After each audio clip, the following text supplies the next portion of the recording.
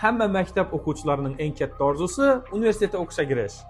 Everbest xalqaro maktabining o'quvchilarida esa bu jarayon umuman boshqacha.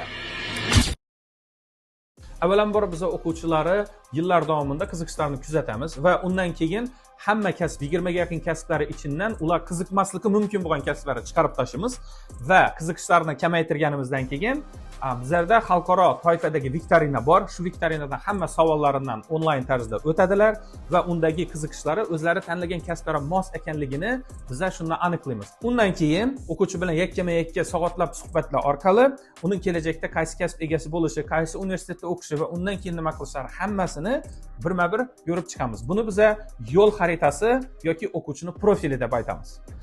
Shunga o'xshagan profil har bir o'quvchimizning qo'lida mavjud. Unda nerdan boshlab va oxirinda maksimum potensiali bilan qayergacha borishi va oxirinda oliy maqsadimiz O'zbekistonni rivojlangan mamlakat qilish bo'yicha hamma narsa detalma-detal birin-birin ko'rsatib o'tilgan bo'ladi. Va bu profillarni, ya'ni yo'l xaritalarini biz o'qituvchilar bilan muhokama etamiz.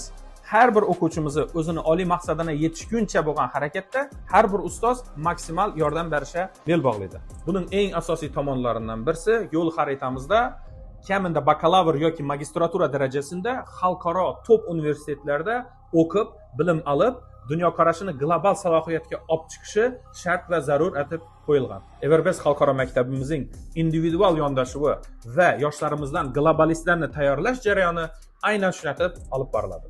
Agar sizga ham farzandingizga biza shaxsan yondashishimizni, ularning orzu va potensiallarini amalga oshirishimizni va dunyoga chiqib katta marralari ega bo'lishini xohlasangiz, albatta Everbest xalqaro maktabini kelib, ishonchli qo'llarga topshiring.